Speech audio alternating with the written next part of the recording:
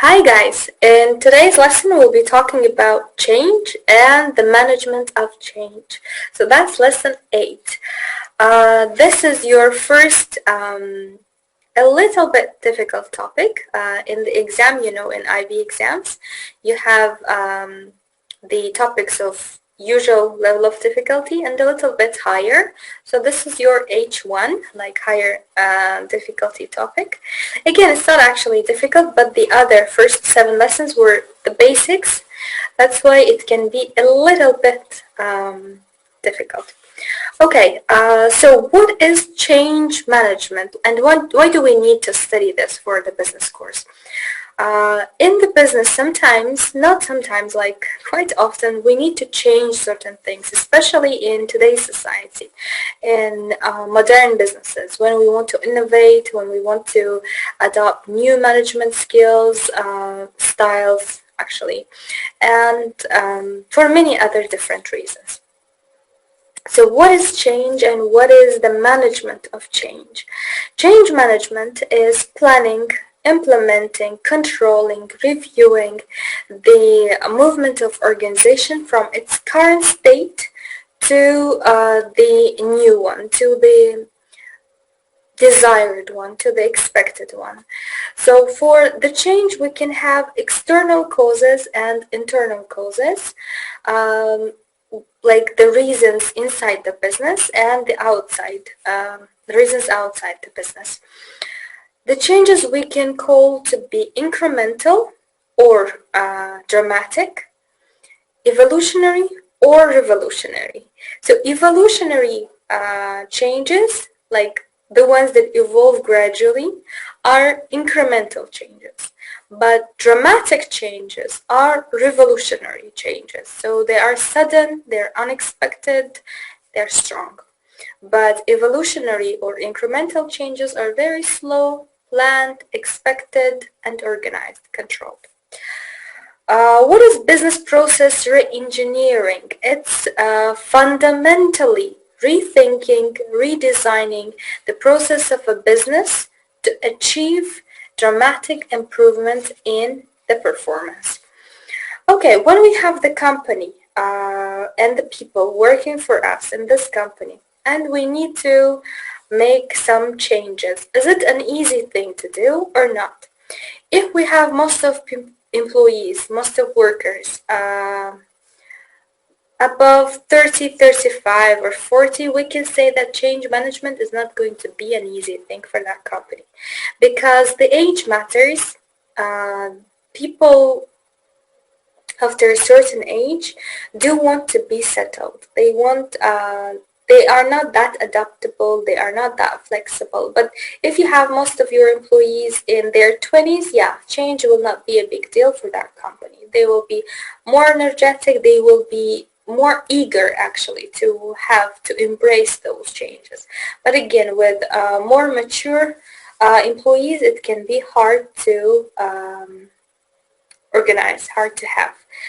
Uh, what can be the reason for employees in general, not depending on the age, to resist the change? First of all, that can be there can be the fear, because when we change something, we go into the unknown. We don't know what is going to happen. We don't know how it is going to evolve.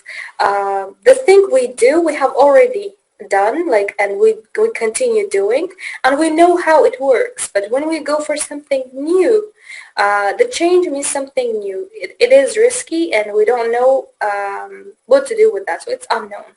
So unknown is uncertain, and uncertain is risky and fearful. That's the first reason why people do resist the change, because they don't know what kind of results they can have, like what to expect. They might be afraid of failing. That can be another reason, because the change may require them to have new skills, or maybe the ones that they don't have, so they will have to improve or develop those skills. It can bring something and it can take something at the same time. So the fear of losing something can be the reason for resisting to change. Actually, the fear of losing the stability can be the reason as well. Or there can be the false reasons for the need for the change, like false beliefs, let's say, related to the reasons. Lack of trust. The team may not trust in the manager or may not have the trust in the manager, or can be the reluctance to change, to try something new. They may enjoy having the status quo, so it can be another reason for resisting the change. Okay, we can have internal causes and external causes. As we said, internal causes will be within the company and external causes will be the causes outside the company, the happenings outside the company. So let's start with external causes. What are they? Globalization can be the reason for the change, external reason. Technological advances can be another reason. The government, legal issues, legal changes in the country, macroeconomic changes, fiscal policy, monetary policy, business cycles, interest rates, central bank changing the discount rates or interest rates and so on can be the reason. Competitors' actions, it's outside the business, so it's external as well. Environmental factors, climate changes, and many other things, depending on the business, of course, in which kind of, in which field or what type of business we have. When it comes to internal causes, it can be the organizational changes inside the organization. When you want to change the organizational structure, for example, I mean hierarchical structure. Relocation, moving from one place to another can be the reason. Or when you want to cut the costs to improve the competitiveness in the business, it can be the reason for the change. Okay, what are the key stages in successful change management? First of all, we need to know where we are and why we need to have this change. Then we need to have new vision, new objectives, after which we need to ensure resources, which means we need to make sure that we have enough money, enough financial resources support. But when we say resources, we don't only mean money. We mean enough time, enough energy, enough people to work on this change of human resources, I mean. And of course capital, money. So we need to make sure that we inform people, like we give them enough warning, they know it beforehand. We need to make sure that we involve the staff in the planning process, because that will make them more embracing, like they will embrace the change in that case more. They will be more into this if they are involved in the planning or decision making and so on. Communication will be important, very important during this process of change.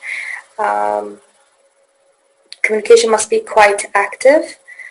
Introducing initial changes and quick results. People need to understand why they need to have this change. And for that, the best way is to have small changes, or to have the activities that will give the results quite fast. So that one will actually make them sure that they need to, will convince them to continue with the change. So there should be certain stages that will involve the results, that will bring the results, so that they can be involved in these processes to get the results they want. Right after that, we can talk about focusing on training, supporting them, then giving the benefits, like selling the benefits.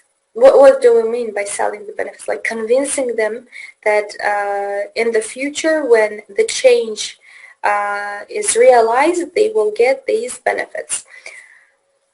What about the attitude towards the employees during these changes? Having a soft attitude is highly recommended because when you have soft attitude towards the employees, you have loyal employees. So those loyal employees do support you during the change, but when you communicate with them, they will support you.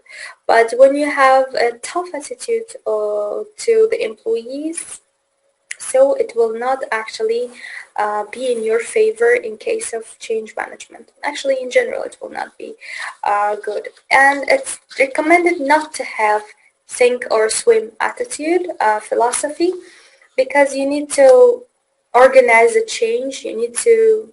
We're talking about evolutionary incremental change. You need to plan, you need to have them involved, and you need to support them with trainings, with communication, this and that, so that the change management can be achieved. But when you have swim or sink philosophy, or sink or swim, in that case, the expected results may not be achieved. But if we have extreme cases, then we can go for revolutionary changes. Like we usually support evolutionary changes, slow, gradual changes, because they are expected, they are controlled, you know in what stage you need to do what.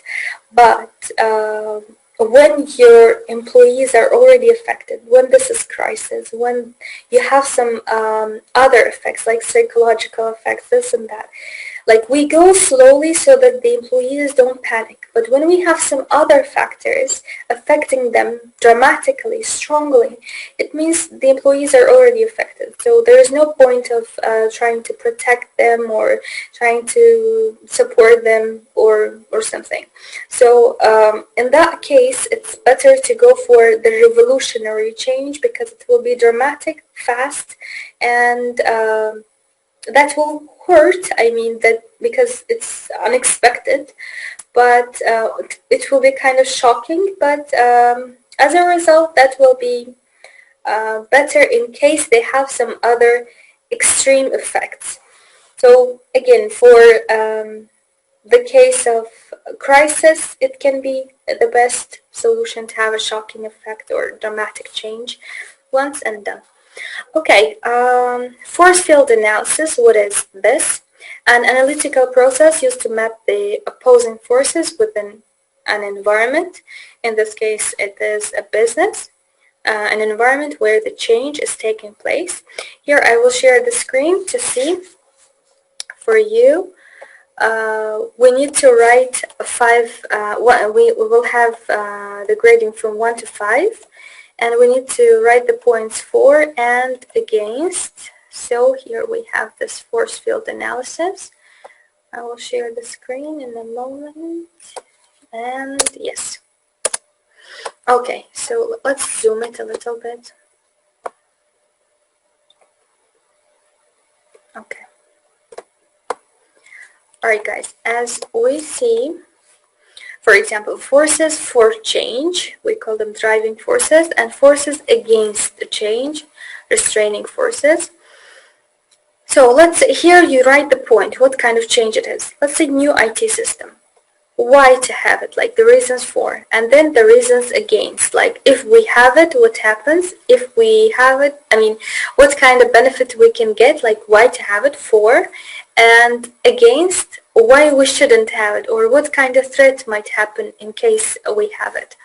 And you grade them from 1 to 5. Like if it is too important, you give 5. If it is a little bit important or just the least important point, then you give 1. So 1 to 5 you grade. And as a result, you sum. For example, 4 plus 3 plus 2 plus 2 will give us 11. And here we have 3, 3, 2, 2, 10. So 10 against 11. So it means we shouldn't adopt this change. So force field analysis will help us in this point. Okay, who is the project champion and who is the project group? First of all, the project champion is a person assigned to support and drive a project forward.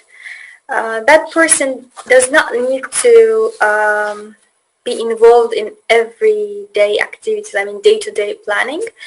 but that person needs to enable the project implementation.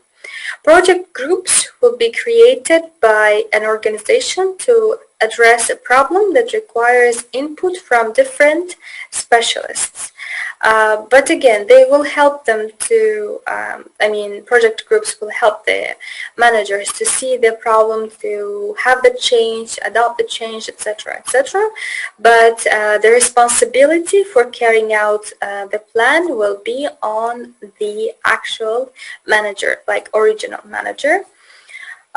Promoting change is an active and important function of management, and we need to know how to promote a change. We have 8 stages that are really important. First, we need to establish the sense of urgency, because people will not change until they have to. So they need to understand that this is important and urgent, because sometimes when they understand that it's important but not urgent, they understand the value of this change. I mean, what kind of benefit they can get, but they will procrastinate it. Yeah, that's important, but not for today. But when we give them the sense of urgency, they understand that it's important for today, like it is important if we do it today. Then we need to create an effective project team, as we said.